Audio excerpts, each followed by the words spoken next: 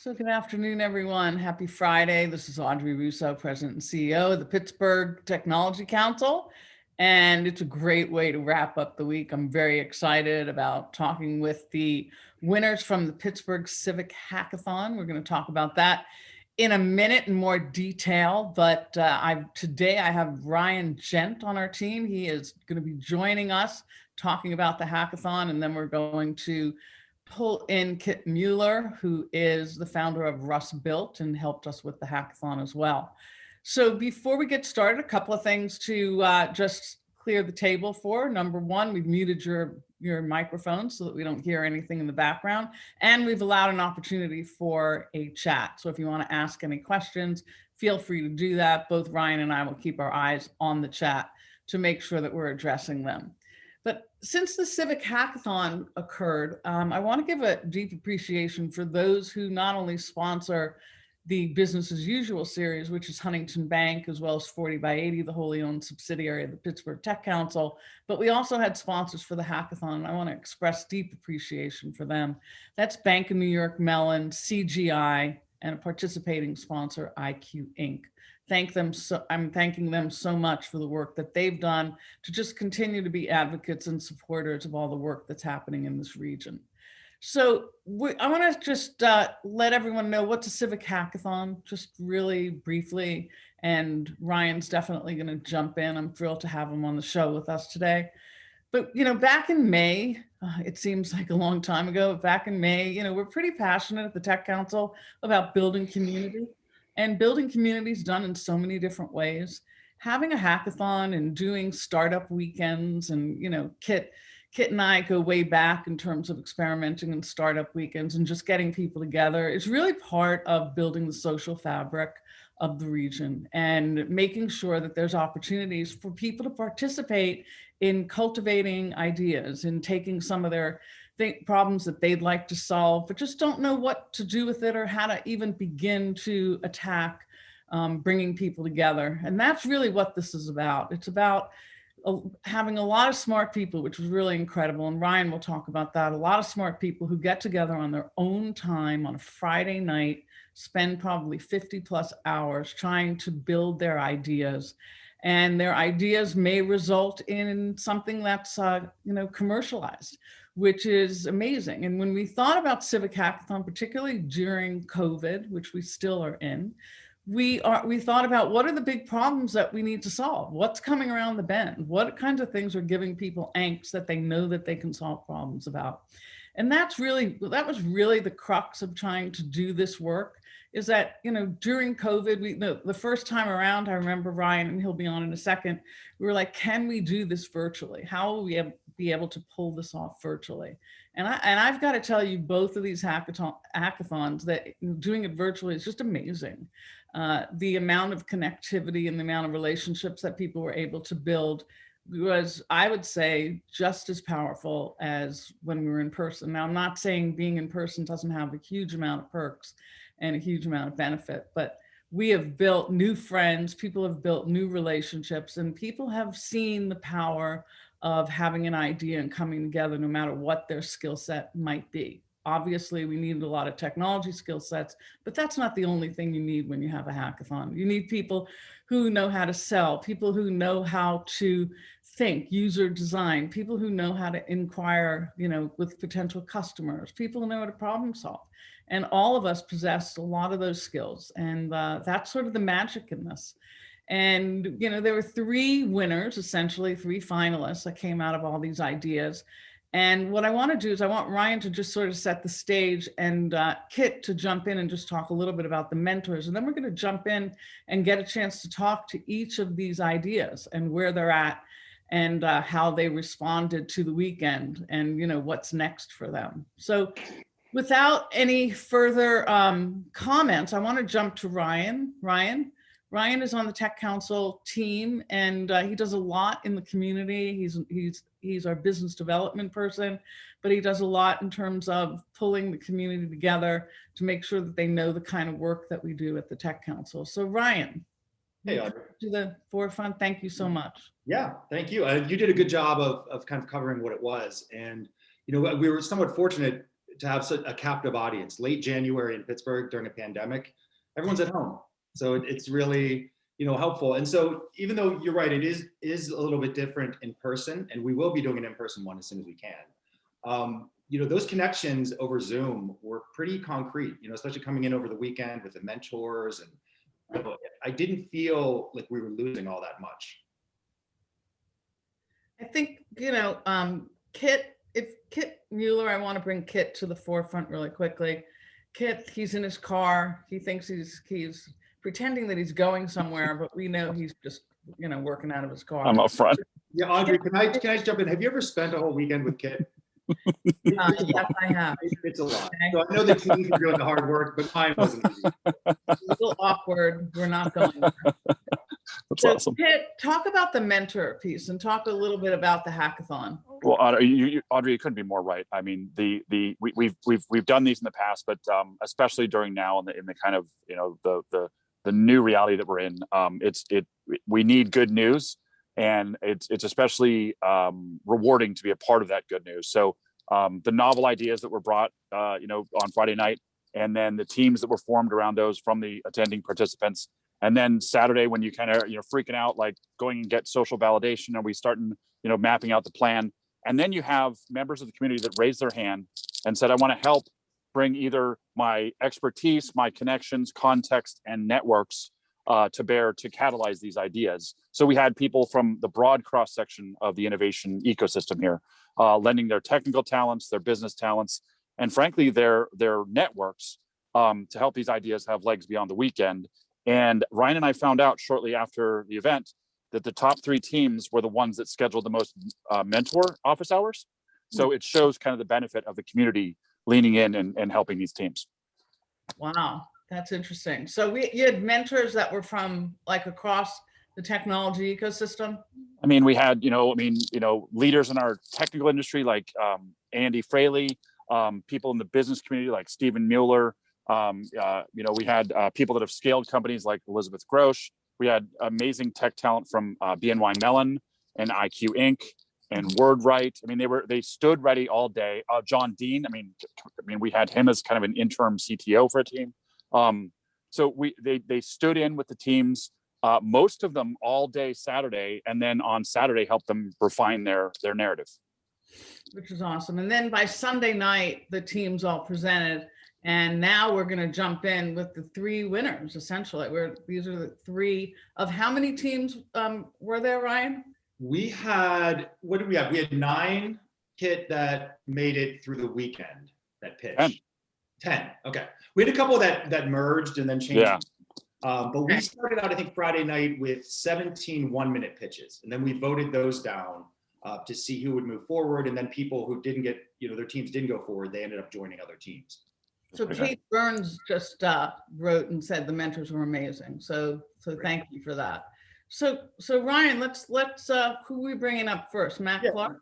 Let's go to Matt, and Matt, I know you're going to have Ben help you out, but for each team, ask them, what was the civic problem that you saw in the community you thought needed addressed? What was your experience like over the weekend? And what have you accomplished on the project since the hackathon ended? Sure. And so more than happy to talk about that, and I'll pass over to Ben in a moment. But the problem that we were really having, or that we saw in the community, was something that was very close to everybody on the team who's suffered significant loss from COVID-19.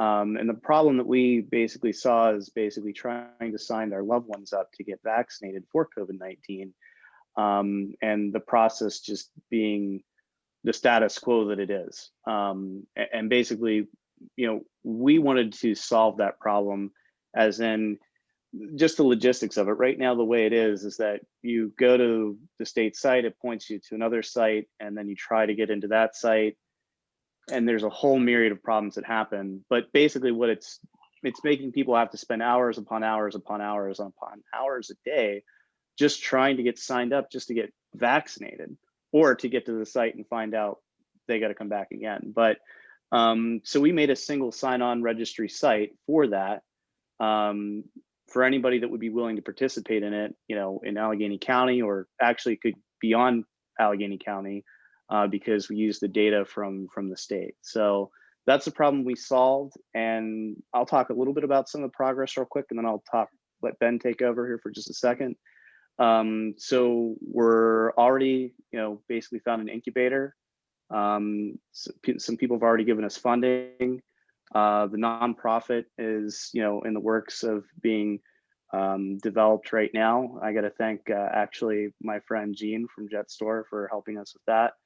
I got to help Andrew, a senior leader in Pittsburgh, also for that.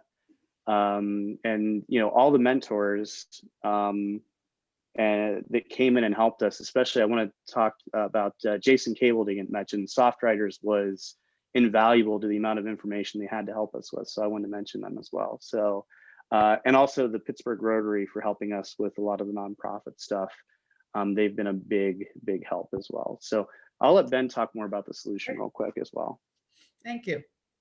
So we have a website where people can go and fill in the form. The part for individuals is pretty much ready for an MVP type of demo. There's one piece of getting markers on a map that would be remaining.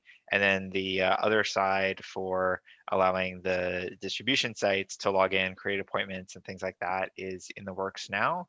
We've been very thankfully generously supported with some initial upfront development skills through Sigma Resources, which is my employer. It's a tech consulting firm in the south side of Pittsburgh, and are recruiting volunteers. And if folks want to make matching donations or contribute time and tech skills, especially with React or Java backend pieces, we certainly have some additional tasks to help get that to an MVP stage as quickly as possible. And then if it's demonstrating some uptake with vaccine site providers, then we would be looking to incorporate the nonprofit and sort of spin this up.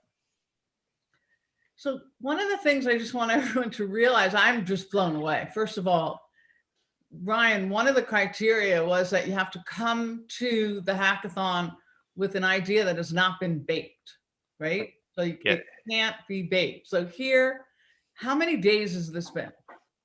So this was the hackathon. It's been less than 2 weeks since this was just a verbal pitch, an idea, and a complaint about how terrible the state's website was.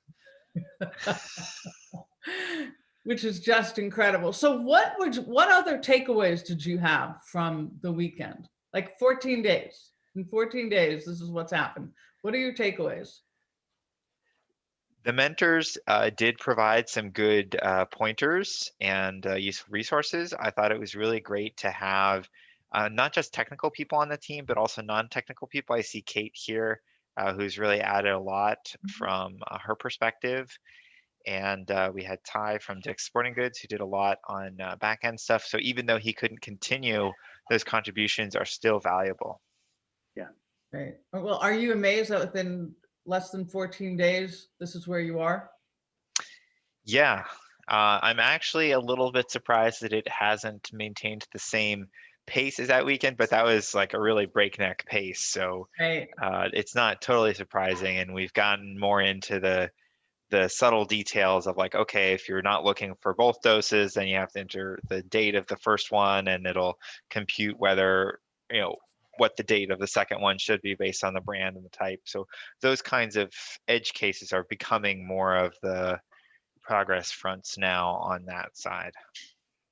And did you all know each other when you formed this group? None of us knew each other at all. 4 strangers. You're strangers, not anymore. Strangers no more. So don't go away. Ryan's going to bring up the next group.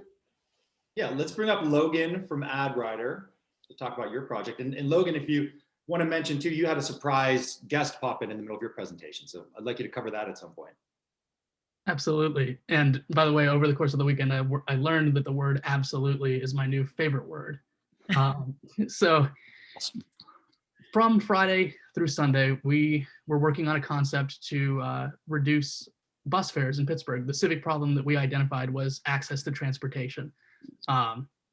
We've estimated that it takes about 46 minutes each day for a minimum wage worker to essentially pay off their bus fare in terms of the amount of hours that they work. And that's if they go to and from work on a bus. So we were working on a project to lower that bus fare by increasing ad revenue for the Port Authority. And as Ryan mentioned, we were so graciously joined during the final presentations by Catherine Kellerman, the CEO of the Port Authority. And we had an inkling that she may come and watch our presentation, but we had no idea that we would actually have a chance to hear from her. It was amazing to get that validation from her. You know, it put a huge smile on the team's face collectively.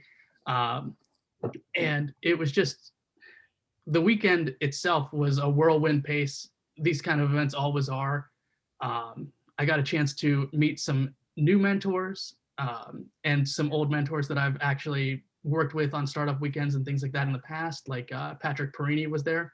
Oh, nice. Who I hadn't spoken to in probably 4 years, but it was excellent to reconnect with him, and we picked right up where we left off.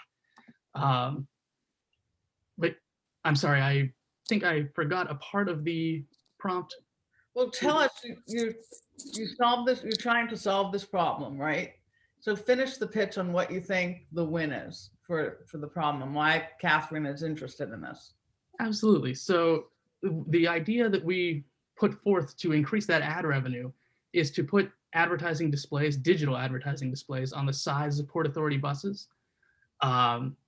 So we would put those displays on, and we're actually working on building out a simple self-serve ad platform, similar to how you can go right on Facebook and create an ad and have it start displaying almost immediately. We're working on that, but for physical space advertising. Essentially, think of the Port Authority's 720 bus fleet as a 720 billboards that can move throughout the city.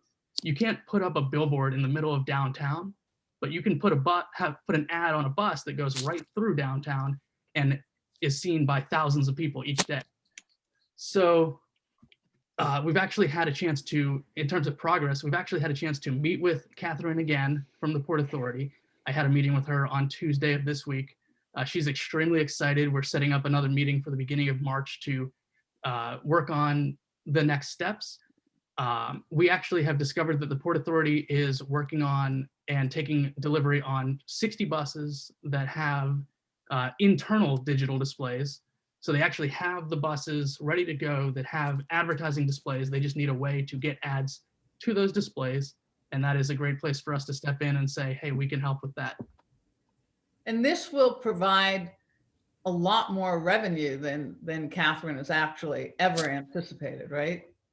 Yes. So currently, based on the reports that the Port Authority puts out each year, they make a little bit less than $3 million per year on ad revenue across, their buses, the T, bus stations, everywhere. We estimate that by putting one ad on the side of each bus, we can increase revenue to $110 million per year for the Port Authority. And Catherine was wowed by that. She thought that was possible based on your findings. Yes, and the great thing is that's one ad on the side of each bus. That doesn't even get into the depths of internal advertising, or if we put an ad on both sides of the bus. So there's actually even greater potential there than just that initial figure. Wow. So how many people on your team, and did you all come in with this being the problem? Whose idea was this? Yeah, so actually I gave the initial pitch on Friday night. I came up with the idea. I was talking with my wife, who's a social worker, and one of the things that always comes up is access to transportation for the people she works with. Mm-hmm. And it was just something that I had never thought about. So that happens a lot with her and I ask about a problem, she tells me about a problem, and then I try to come up with a solution. So on Friday night, I pitched the problem. I was joined by 8 other great team members, 2 of whom I knew from my time at Grove City, but 6 total strangers joined our team as well. Actually, I just got a message from Aaron on our team who said, hey, good luck today, great job. So that's cool, we're actually all still in touch. But I gave the initial pitch. We were joined, if it's okay, I'll give a shout out to my team real quick. We had a slightly larger team, but I had Aaron, Ankita, Cameron, Fabi, Eva, Jordan, Megan, and Maria. And we faced some interesting challenges. Jordan's internet went down halfway through Saturday and he couldn't get it to come back on. we had all kinds of things going on. And actually, one of our team members was even in Florida. She heard about the competition through LinkedIn and joined us from Florida.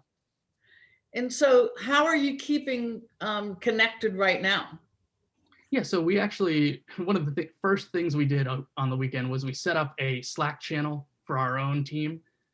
So we kind of dropped, different press releases and things that we've been featured in that Slack channel. And then we're all communicating about the messages or the meetings that I'm having, things like that. I'm kind of taking the lead right now on having those meetings so that we don't overwhelm anyone with having 9 people in a meeting. But there are a few team members who are looking forward to being a part of this in the future as well. So how often are you getting together and communicating on Slack? So I would say probably every other day or so, we're having conversations about, hey, we were just featured there was an article in Next Pittsburgh, for example. Grove City College did a press release, or the Pittsburgh Business Times put out an article. So we're always talking about those things, looking at the next steps. I'm communicating what's happening in the meetings. For example, the meeting with Catherine, I was able to give an update on what all happened there. And we are just kind of, it's one of those things where it's kind of asynchronous at the moment, but the communication is happening there as well. Well, that's great. So Brian Kennedy puts out there, I totally forgot, but Catherine Kellerman is going to be live on Business as Usual on March 1st. She's going to be giving us an update on all things that they're working on there. And Patrick Perini is an old friend of the Tech Council and of mine, actually. Jonathan put out there that he was the founder back, I don't know how many years ago, of Mega. It's really cool of him being in the Valley and participating. So however Ryan and Kit lured him in, that's really awesome. And then Ben is also saying, hey, they have a private chat Slack channel that they're doing as well. So those tools are really working. Is there anything else, Logan, that you want to share about the weekend? Well, of course, I don't have something to share, but I would just like to say thank you to everyone who helped make the weekend possible. Kit, Ryan, for your organization, and everyone else in the Tech Council. I have done several, I think I've said this before, but I've done several startup weekends. This was my first hackathon and my first virtual foray into a weekend-long competition. And I gotta say that, it was extremely organized for having people all over the city, all over the country even, joining and participating in that way. So thank you very much. Thank you, Audrey, for your guidance during the weekend as well. No, it was great. It was great fun. What a privilege.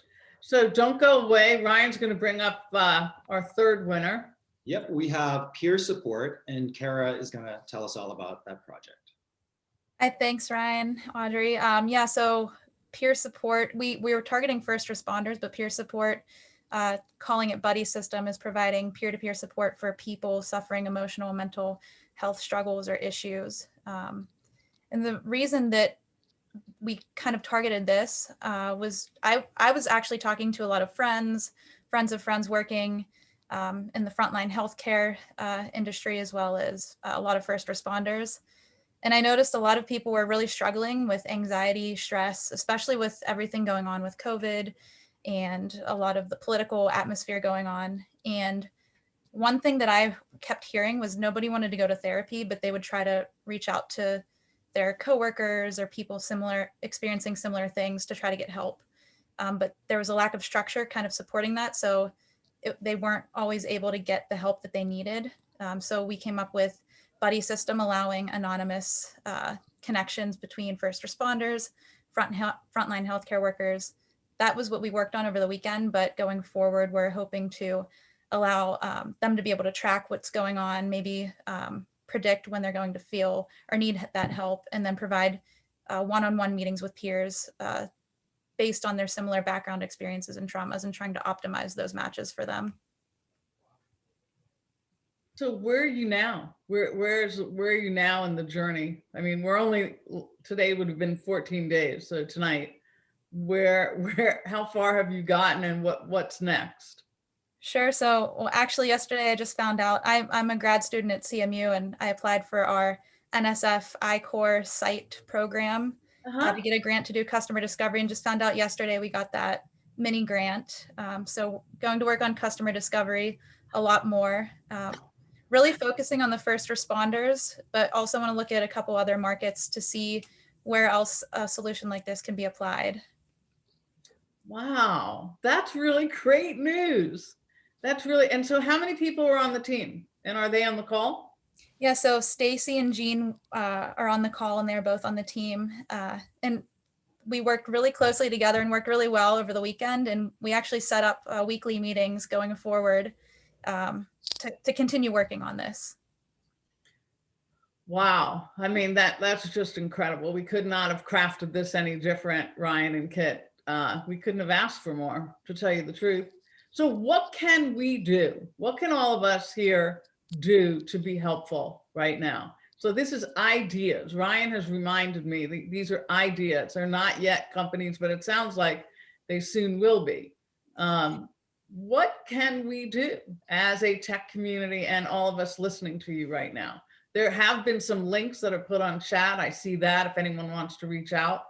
But what can we do to be helpful? I mean, Cara, when you think of what you're, the problem that you're trying to solve, it's a problem that I had never thought of until I listened to the pitch. And it really resonated with me. And I thought there aren't enough mental health professionals, even if those relationships did work, for people to gain access to that kind of support.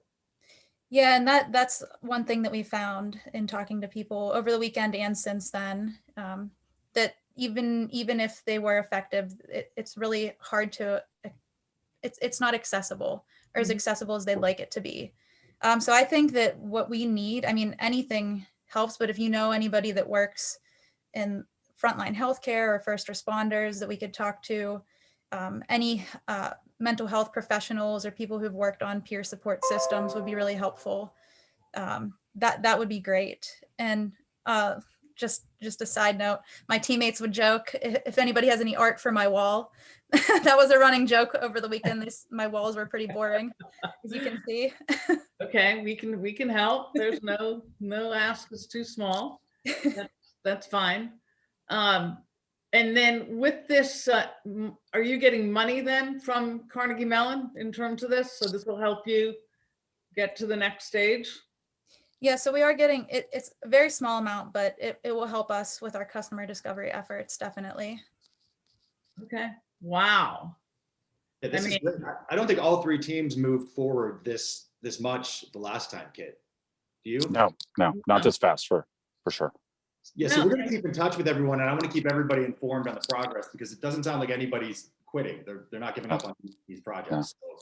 Yeah. So, in a couple months from now, we could have some pretty exciting announcements. So wait, so are we going to continue to do this, Ryan?